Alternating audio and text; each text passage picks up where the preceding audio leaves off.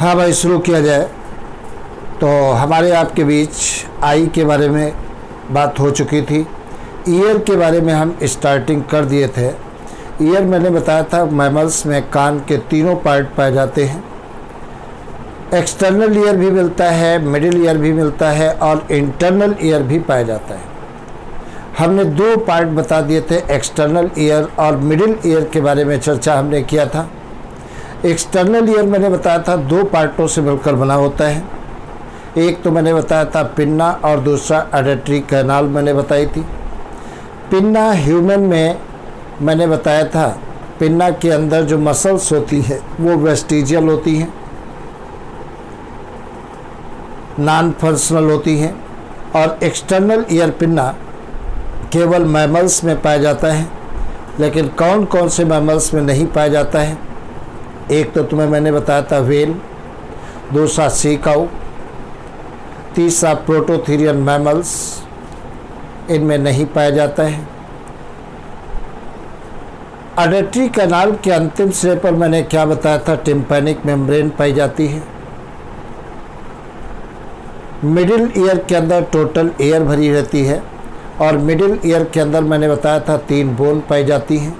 सबसे बाहर की तरफ मैलियस, मिडिल में इनकस और अंदर की तरफ स्टेपीज। स्टेपीज जो बोन होती है बॉडी की सबसे स्मॉलेस्ट बोन होती है और मैलियस, इनकस और स्टेपीज तीनों बोन को मिलाकर क्या कहते हैं? ईयर आस्कल्स कहते हैं।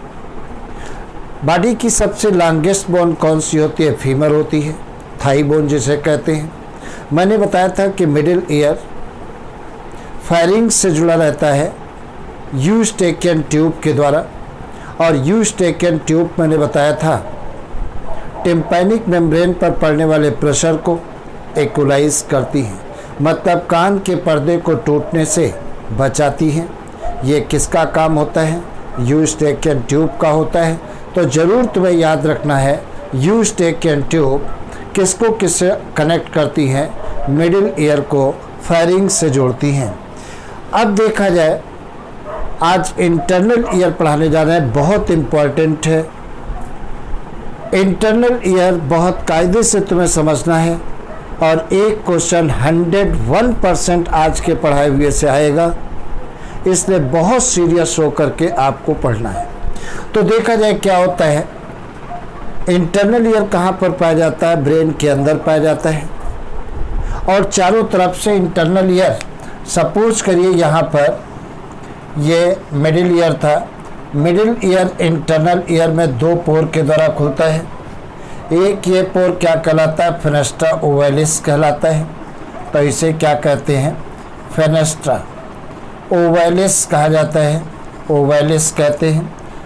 ये ओवल शेप्ड होता है और नीचे के पोर को क्या कहते हैं? फेनेस्ट्रा रोटेंडस कहते हैं।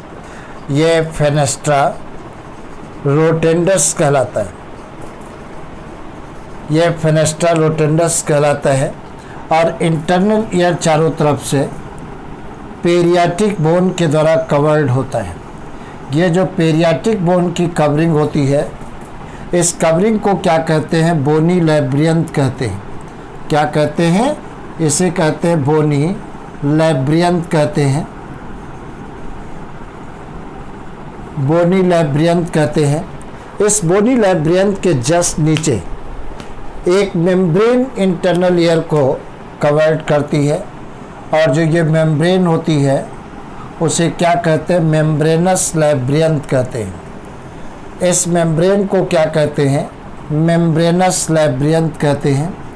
तो ये है मेम्ब्रेनस, ये मेम्ब्रेनस लैब्रियंथ कहलाती है, मेम्ब्रेनस लैब्रियंथ कहलाती है। बोनी लैब्रियंथ और मेम्ब्रेनस लैब्रियंथ के बीच में जो स्पेस पाया गया है, इस स्पेस में एक फ्लूइड भरा होता है जैसे क्या कहते हैं? पेरिलेम कहते हैं। ध्यान रखना है, बोनी लैब्रियंथ और मेम्ब्रेनस लैब्रियंथ के बीच के स्पेस में जो फ्लूइड भरा होता है उसे क्या कहते हैं? यह पेरिलेम कहलाता है। तो ये पेरिलेम कहलाता है। उसके बाद में देखा जाए, तुम्हें ध्यान रखना है, इंटरनल ईयर के अंदर मेम्ब्रेनस लैब्रियंथ के अंदर साइड में भी एक फ्लूइड होता है, इस पर क्वेश्चन आ चुका है पीएमटी में। इसके अंदर जो फ्लूइड भरा होता है उसे क्या कहते हैं? इंडोलिम्ब कहते हैं, इंडोलिम्ब कहा जाता है। तो ये इंडोलिम्ब कहलाता है। तुम्हें ध्यान रखना है इंडोलिम्ब केवल इंटरनल ईयर में पाया जाता है और कहीं नहीं पाया जाता है। तो इस पर क्वेश्चन आ चुका है कि इंडोलिम्ब कहाँ पर पाया जाता है? तो इंटरनल ईयर में पाया जाता है और कहीं नहीं पाया जाता है। उसके बाद में देखा जाए इस इंडोलिम्ब के अंदर इस प्रकार से कैल्शियम कार्बोनेट के पार्टिकल पाए जाते हैं। ये जो कैल्शियम कार्बोनेट के पार्टिकल पाए जाते हैं इनको क्या कहते हैं? आटोकोनिया कहते हैं। तो ये कहलाते हैं आटोकोनिया कहलाते हैं, ये आटोकोनिया कहलाते हैं। या इन्हीं को क्या कहते हैं? ईयर डस्ट कहते हैं। ये क्या कहलाते हैं? ईयर डस्ट कहलाते हैं। ईयर डस्ट कहलाते हैं। और किसके बने होते हैं?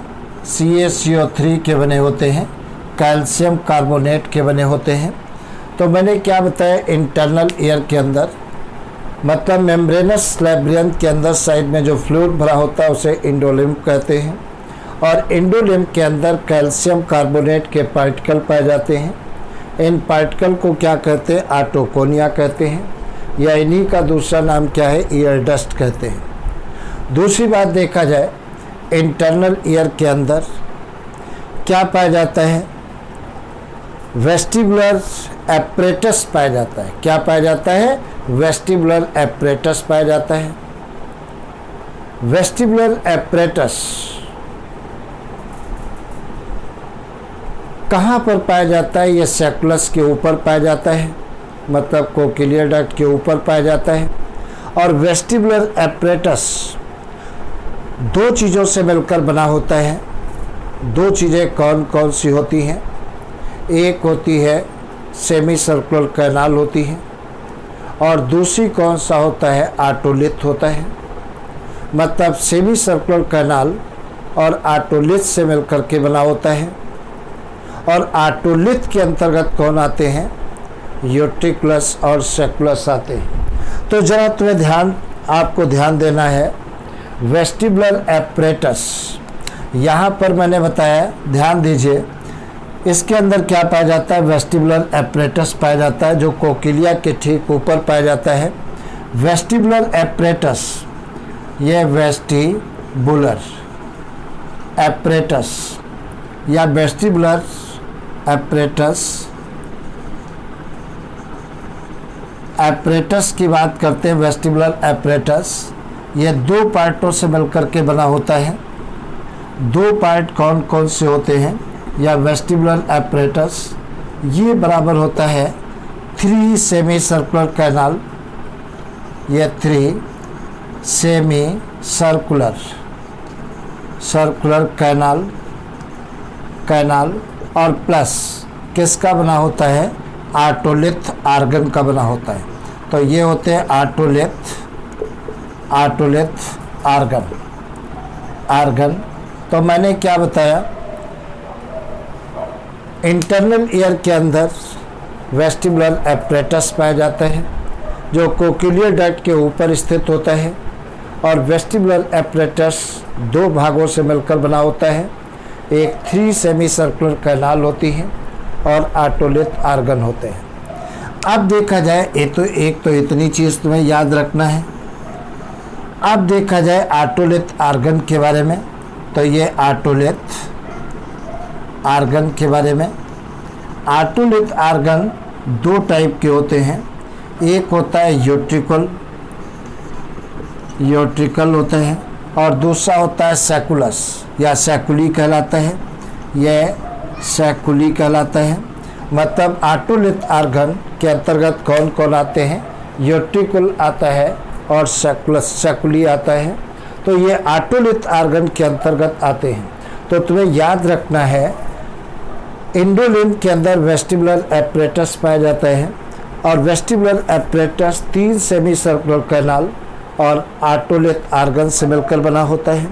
आटोलिथ आर्गन के अंतर्गत कौन कौन आते हैं? यूट्रिकल आता है और सैकुली आते हैं। अब देखा जाए क्या होता है। यहाँ पर मैंने बना दिया यूट्रिकुलस मैंने बना दिया। यूट्रिकुलस कुछ बड़ा चैम्बर होता है और यहाँ पर मैंने बना दिया सैकुलस, तो इसे हम क्या कहते हैं, यूट्रिकुलस कहते हैं। तो यह है यूट्रिकुलस और इसे क्या कहते हैं, सैकुलस कहते हैं, सैकुलस कहते हैं। ये बातें तुम्हें याद रखना है। दोनों एक डक्ट के द्वारा आपस में कनेक्ट रहते हैं। इसे क्या कहते हैं, सैकुलो यूट्रिकुलर डक्ट कहते हैं। तो ये डक्ट क्या कहलाती है, सैकुलो यूट्रिकुलर डक्ट कहलाती है। यह सैकुलो यूट्रिकुलर डक्ट कहलाती है। तो ये बात तुम्हें याद रखना है। अब देखा जाए क्या होता है, यूट्रिकुलस से 3 सेमी सर्कुलर कैनाल निकलती है। इस प्रकार से 3 सेमी सर्कुलर कैनाल निकलती हैं और तीनों कैनाल निकलने के बाद फिर वापस इसी में आकर के खुल जाती हैं। इस प्रकार से ये सेमी सर्कुलर कैनाल है। इस प्रकार से ये सेमी सर्कुलर कैनाल कहलाती है। इस प्रकार से ये सेमी सर्कुलर कैनाल कहलाती है। और ये कैनाल होती है। ये 3 सेमी सर्कुलर कैनाल है और तुम्हें याद रखना है, ये सेमी सर्कुलर कैनाल क्या काम करती है, बॉडी को बैलेंस करने का काम करती है। तो इस कैनाल को क्या कहते हैं, एंटीरियर सेमी सर्कुलर कैनाल कहते हैं। तो ये एंटीरियर सेमी सर्कुलर कैनाल कहलाती है। इसको क्या कहते हैं, पोस्टीरियर सेमी सर्कुलर कैनाल कहलाती है। यह पोस्टीरियर सेमी सर्कुलर कैनाल कहते हैं। इसका भी पूरा नाम लिखे दे रहे हैं। यह सेमी सर्कुलर कैनाल कहते हैं। और इनका आधारी भाग कैसा होता है, फूला हुआ होता है। इस फूले हुए भाग को क्या कहते हैं, एम्पुला कहते हैं। इसे क्या कहते हैं, एम्पुला कहते हैं। यह एम्पुला कहलाता है। एक बात और तुम्हें याद रखना है, जहाँ तक एंटीरियर और पोस्टीरियर सेमी सर्कुलर कैनाल एक दूसरे से कनेक्ट रहती हैं, इस पोर्शन को क्या कहते हैं, क्रस कम्यून कहते हैं। यह क्रस कम्यून कहते हैं। यह क्रस कम्यून कहलाता है। क्रस कम्यून कहलाता है। तो मैंने तुम्हें अभी तक क्या समझाया, सुनिए भाई। मैंने बताया ये यूट्रिकुलस है। यूट्रिकुलस से 3 सेमी सर्कुलर कैनाल निकलती हैं, anterior semi circular canal, posterior semi circular canal और एक्सटर्नल सेमी सर्कुलर कैनाल। और यहाँ पर तुम्हें ज़रूर याद रखना चाहिए, तीनों सेमी सर्कुलर कैनाल एक दूसरे के राइट एंगल पर स्थित होती हैं। कैसे, एक दूसरे के राइट एंगल पर स्थित होती हैं। इस पर क्वेश्चन आ सकता है। सेमी सर्कुलर कैनाल का ये जो बेस होता है, ये फूला हुआ होता है। इस फूले हुए पोर्शन को क्या कहते हैं, एम्पुला कहते हैं। क्या कहते हैं, एम्पुला कहते हैं। अब देखा जाए नीचे का पार्ट है, इसे क्या कहते हैं, सैकुलस कहते हैं। सैकुलस के अंदर यहाँ पर एक उभार पाया जाता है। यूट्रिकुलस के अंदर भी एक उभार पाया जाता है। जो सैकुलस और यूट्रिकुलस के अंदर उभार पाए जाते हैं, इन्हें क्या कहते हैं, मैकुला कहते हैं। क्या कहते हैं, ये कहलाते हैं मैकुला कहलाते हैं। तो ये मैकुला कहलाते हैं। और देखा जाए क्या है, इसके अंदर जो उभार एक पाया जाता है, किसके अंदर, एम्पुला के अंदर जो उभार पाया जाता है, ये जो उभार एम्पुला के अंदर पाया जाता है, इसे क्या कहते हैं, ये एम्पुला के अंदर जो उभार पाया जाता है, इसे क्या कहते हैं, क्रिस्टी एम्पुलरिस कहते हैं या क्रिस्टा एम्पुलरिस कहते हैं। तो इसको कहते हैं, ये क्रिस्टा एम्पुलरिस कहते हैं, एम्पुलरिस कहते हैं, एम्पुलरिस कहते हैं। अब तुम्हें याद रखना है, चाहे वो सैकुलस हो, चाहे वो यूट्रिकुलस हो, चाहे एम्पुला हो, चाहे सेमी सर्कुलर कैनाल हो, ये काम क्या करती है, बॉडी को बैलेंस करने का काम करती है।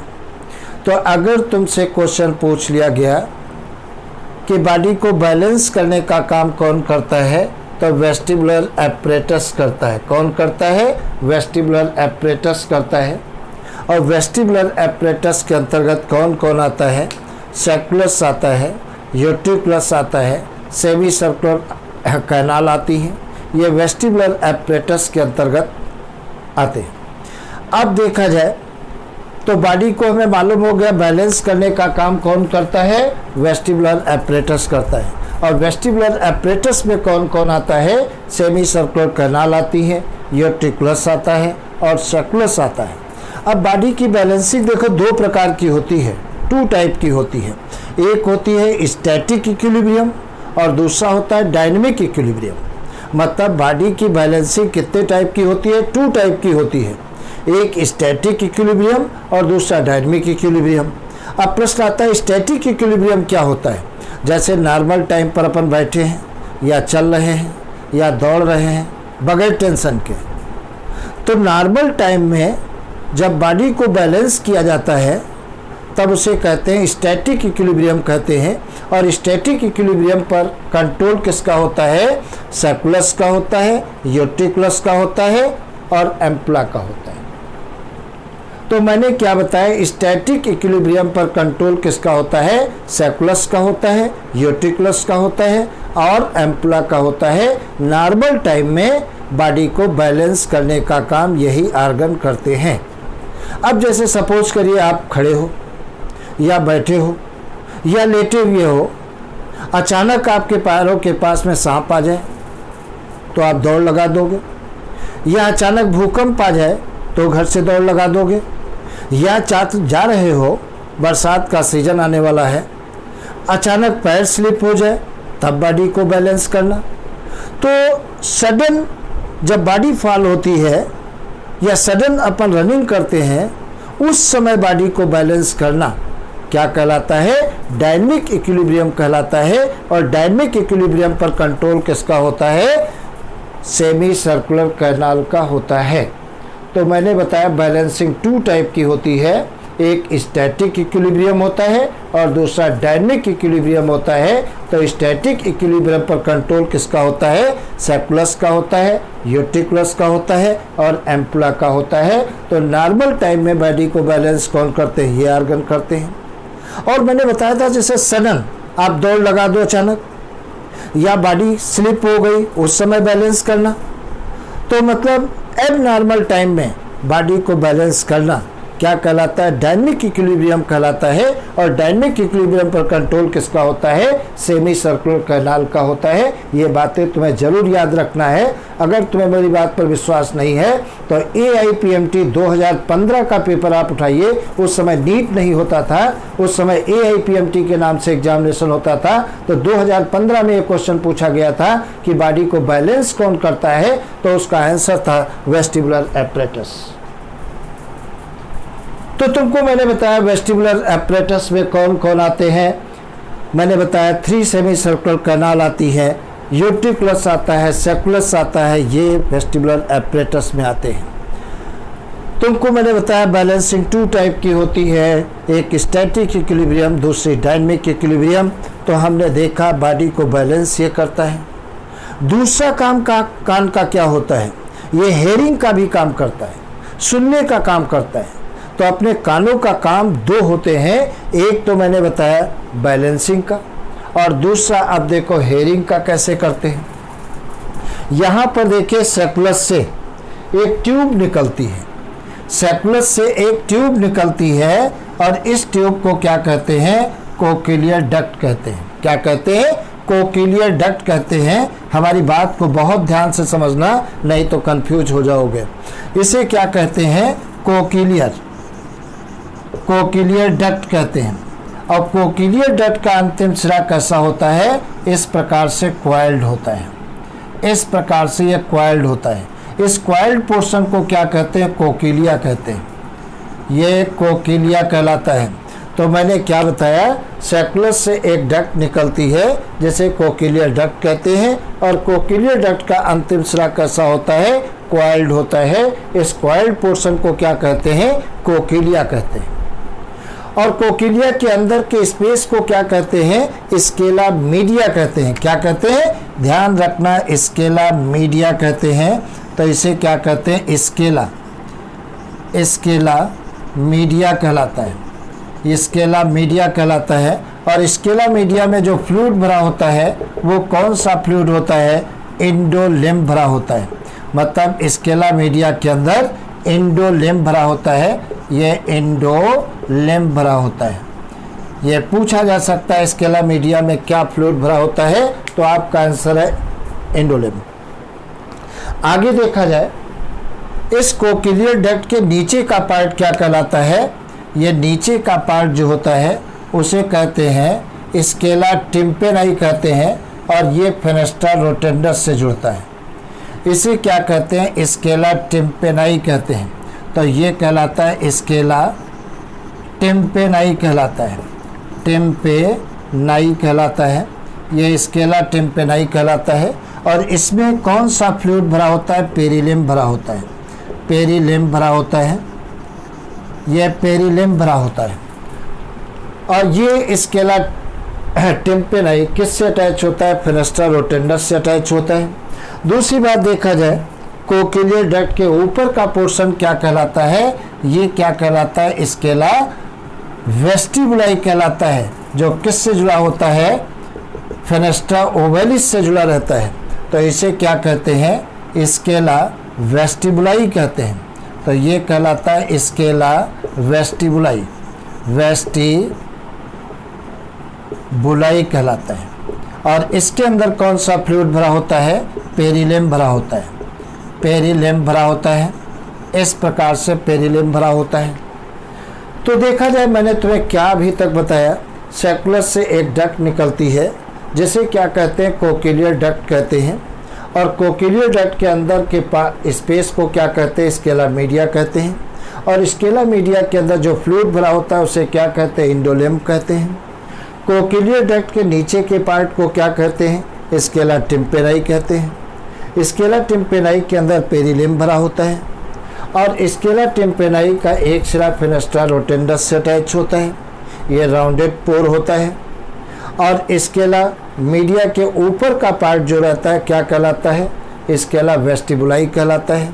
और ये किससे अटैच होता है? फेनेस्ट्रा ओवैलिस से अटैच होता है। ये ओवल शेप पोर होता है।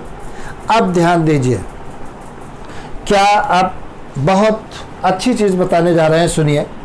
यहाँ पर देखा जाए क्या होता है, यहाँ कोकिलिया के बेस में स्केला टिम्पेनाई और स्केला वेस्टिबुलाई एक पोर के द्वारा आपस में कनेक्ट रहते हैं।